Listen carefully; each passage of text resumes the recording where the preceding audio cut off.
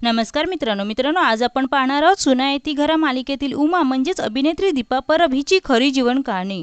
Star प्रवाह वाहिनीवरील सुना येती घरा या नवीन मालिकेत उमावती म्हणजेच उमा ही मुख्य भूमिका साकारणारी लोकप्रिय मराठी अभिनेत्री दीपा परब चौधरी हिचे वैयक्तिक आणि व्यावसायिक जीवन अत्यंत रंजक आणि प्रेरणादायी आहे। दीपा परब यांचा जन्म 31 ऑक्टोबर 1974 रोजी मुंबईत झाला। तिचे महाविद्यालयीन शिक्षण मुंबईतील प्रसिद्ध महर्षी दयानंद कॉलेजमधून झाले। कॉलेजमध्ये असतानाच तिला अभिनयाची आवड निर्माण झाली।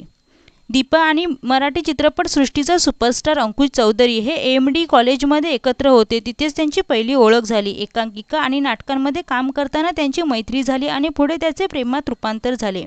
अंकुशने दीपाला लोअर परळच्या ब्रिजवर भर गर्दीत गुडघ्यावर बसून अतिशय फिल्मी स्टाईलने प्रपोज केले होते। दोघांनीही करिअरला प्राधान्य दिल्यामुळे त्यांनी आपले नाते मीडिया आणि जगापासून लपवून ठेवले आणि 10 वर्षे एकमेकांना डेट केले।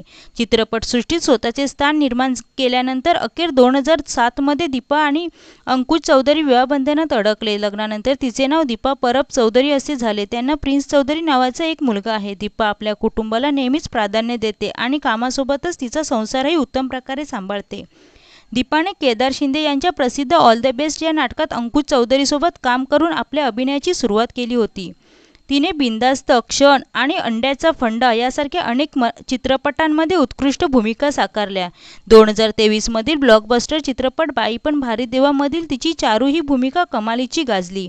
तिने हिंदी मालिकांमध्येही काम केले आहे। झी मराठीवरील तू चाल पुढे या मालिकेतील अश्विनी या तिच्या भूमिकेने तिला महाराष्ट्रातील घराघरात प्रचंड लोकप्रियता मिळवून दिली। दीपा आगामी फकिरियत या चित्रपटातून बॉलिवूडमध्येही पाऊल ठेवत आहे।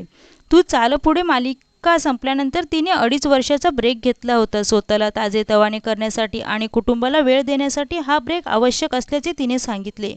आता जून 2026 पासून सुरू झालेल्या सुना येती घरा या मालिकेतील ती उमावती म्हणजेच उमा ही मुख्य आणि सोशिक मायाळू सुनेची सासूची भूमिका साकारत आहे। ही भूमिका साकारताना तिला तिच्या स्वतःच्या आईची आठवण येते असे तिने एका मुलाखतीतून नमूद केले आहे। दीपा परबने आपल्या अभिनय कौशल्याच्या जोरावर आणि अंकुश चौधरीच्या खंबीर पाठिंब्यामुळे वैयक्तिक आयुष्य आणि अभिनय क्षेत्र या दोन्ही आघाड्यांवर यशस्वी समतोल साधला आहे।